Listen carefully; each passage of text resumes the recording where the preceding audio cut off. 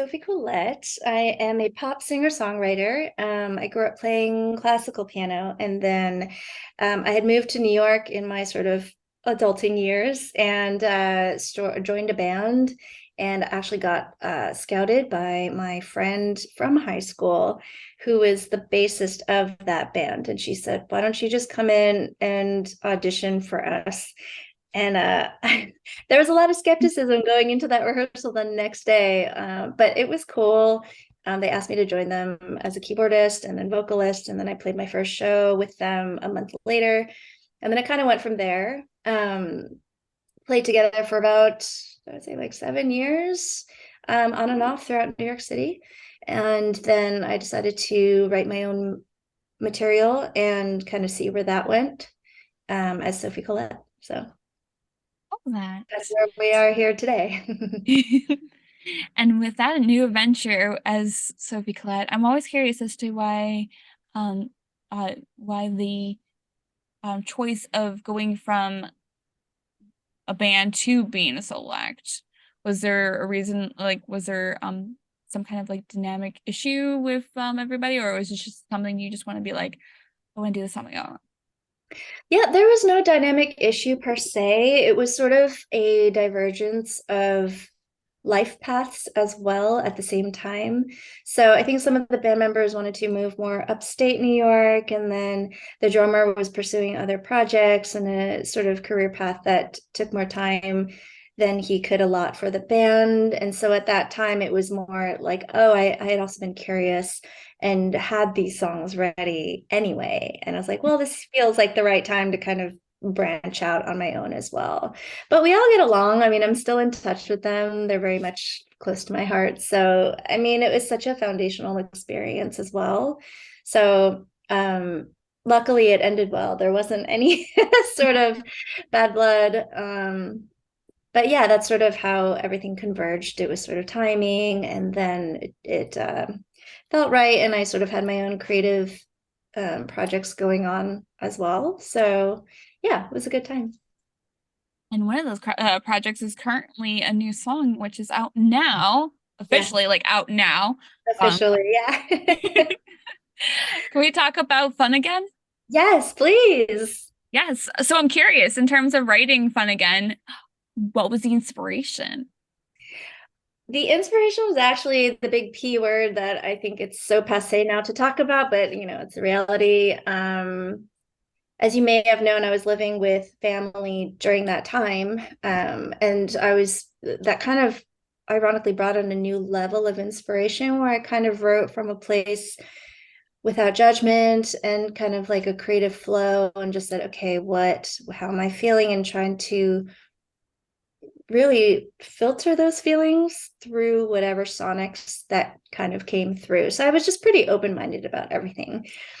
And I think my brain is always floating around with romantic ideas too, and romantic experiences, and sort of like, maybe combined with just wanting to have fun and not wallow in kind of like the despair of the times, letting my mind float to that time in my life, and when things were just whimsical and there was some tension there, the push and pull of not knowing what's going to happen with another person. And I thought that was fun actually, because in contrast to what was truly going on in reality, I could let myself kind of entertain those memories again. So that's how I kind of came up with Fun Again. And I was like, F this, like we're all stagnant. Like, let's just try to do something fun and kind of be a little bit more lifted. I love that. And it's such a cute little song, and you paired it up with a cute little music video too. And I like that this was all shot on an iPhone. Mhm. I'm curious as to why you chose to do that kind of a setup. Well, C. Benji Nelson, who filmed and produced it and directed it, he was a really big part of the creative process of making this video. He and I had talked about the idea of bringing back nostalgia, kind of how The Wonder Years has that grainy film effect, sort of like home video style, but then we could switch it back and forth to present day and sort of, where these characters are now from the storyline. It's like you sort of outgrown each other, outgrown at times, but the memories feel like super back in the day. And again, just grainy, nostalgic, that kind of aesthetic. So we went with the iPhone one because it was just the two of us filming. We didn't have a team or anything. And it felt a little bit grassroots, but also very appropriate for the style that we were hoping to achieve. So I think it came out pretty well. Like it captured that style and the emotional sentiments of the song, as well as sort of, you know, stitching up a story that was like part reflection and then part narration of today. It was honestly, and it came out perfectly with Thank you. the pairing of that song. I thought it was adorable. Oh, thank Um, you. I don't want to avoid the word fun even because I know that I know that that's the title of the song, but it definitely felt very fun and very cute. Good. Um, I'm curious in terms of like when you were filming it, a lot of this took place at a playground. Um, Right. how many like accidents happened during the shoot? You mean at the playground? Yes, like I don't know about you, but I cannot hold on to the monkey bars. So Oh, yeah. We definitely had a few trials and errors before we landed on the swings. I think monkey bars, I haven't done them in so long. I used to be able to hang upside down, like do all these silly things. And I think for the sake of the video and for, the longevity of me being able to talk about it, the safest was the swings, and we were able to catch some cool angles of coming in and out of the frame with the swing. So hopefully it wasn't as cliche, but I feel like the song kind of makes fun of itself too because of the storyline. I didn't want to make it that archetypical, but it sort of is. But I just wanted to have fun anyway. You sort of lean in sometimes to whatever cliche that might come out of it. So yeah, I felt like yeah. the playground was a great place to start. And in fact, one of the lyrics has in my backyard playground, I wouldn't let you in. What were you thinking? So I just always had this idea of wanting to be at the playground. And it's sort of, again, back to sort of more of an innocence instead of like, oh, we're like having a fight at the playground. I'm going to pull your hair and I'm going to, beat you up or something like that. Like I didn't want to be all bruised either. So, um, yeah, I hope that answers your question. Yeah, no, it was super cute and it creates a well nice balanced music video and I'm excited for everybody else to check it out. And Thank this you. is part of four other songs on this new EP Yes. um that's coming out in May. How excited are you about this? I'm pretty excited. I'm pretty excited. I haven't released an EP before, so it's basically my debut EP. I've had a bunch of singles prior to this, and every single is special and it's a different kind of like slice of cake, but this one's like the whole cake, and so I can be I guess more holistic about the entire project, and each song that's coming out and how I want to relay the stories behind the songs. But it's fun to have a more, yeah, cohesive cake, Mhm.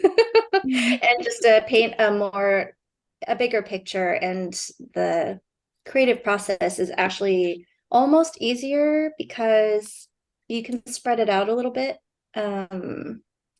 And I guess that's the best way I can describe it. It's like it's a bigger arc. So there's almost more time, but then if I'm releasing every month, there's not that much time. So it's like you can treat each song as its own single, but it does fit into a bigger picture, which I really enjoy. Now I'm technically at my little part of my interview where I have a couple conversation cards. Are you ready for it? Okay. If you were to press shuffle on your playlist right now, what would be the first song that would pop on? Ooh, I've been really into Litany lately. Her song Bedroom. It's got just like a good groove that kind of sinks into my soul every time I listen to it. It hasn't gotten old yet. I'm the type of person that can play songs on repeat without getting tired of them. So her music really resonates with me these days. Another artist I really love is Q, and he's got this amazing electric guitar sound that's like got a big belly, but it's it's just really cool. And I've noticed that it's sort of a signature sound throughout his work. So I'm really into that. Ooh, I love that. Have your perfect day. I should just read the card that says it on there. Well, that's a really hard question, actually. Sleeping in a sunny day, like today in Richmond, basically not having an agenda and being able to fill it. So, yeah, sleeping in, having a nice breakfast, getting my coffee in, and being outside if it's nice weather. So, either like a relaxing picnic in the park or kind of going by the river and just hanging out and being lazy overall and letting the mind wander. I'm a big fan of journaling as well, so I feel like that helps. But I think also the environment is very important to cultivating like a really beautiful mindset and not being anxious or worried about anything. I think a lot of the perfect day idea can be influenced by like the mental state. So if I'm feeling good and I feel good about myself, then it's easier to sort of like a rainy day can be a perfect day also if I have sort of like the mental and creative space to do whatever I want. Love that. Mhm. Oh my goodness. I'm curious to know in terms of your journaling, do you do I know I when I journal, I do bullet journaling first before I Okay. do anything else. So I'm Yeah. curious like how far in terms of long format do you do when it comes to journaling? It's largely curated by time. So if I have a lot of time, a lot of it's stream of conscious, and then I think my mind kind of the left side of my brain kind of then goes into more of a bullet format where it's like, oh yeah, where am I at right now, kind of a check-in with myself. And sort of sometimes there's a prompt, but sometimes I think I already answer the prompt without like listing the prompt first.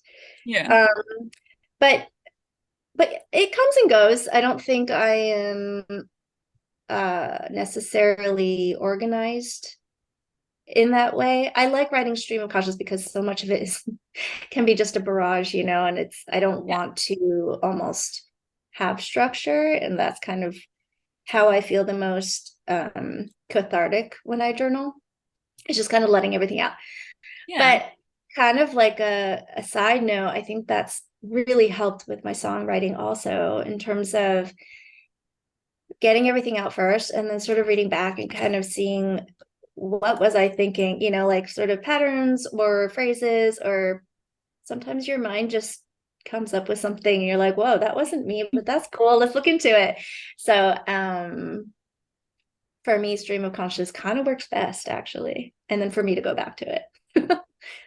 I love that. I'm always curious when someone mentions that they journal, it's like I usually hear like, oh, I do the gratification journals and I'm journaling about my fitness. And I'm like, okay, but what about the end of the day? How are you writing? How do you tell your story during of the day? And I love Yeah, hearing that kind of just string of consciousness. thank you. So I have one last question of my Oh, little sure. conversation cards before we kind of wrap this all up together. Okay. And the last question that I have, oh, where is it? Okay. So what do you fear most? Success or failure? Ooh, gosh. I know it's a hard one. It's really hard because I've thought about this and there's pros and cons to both sides. Um, oh gosh. Um,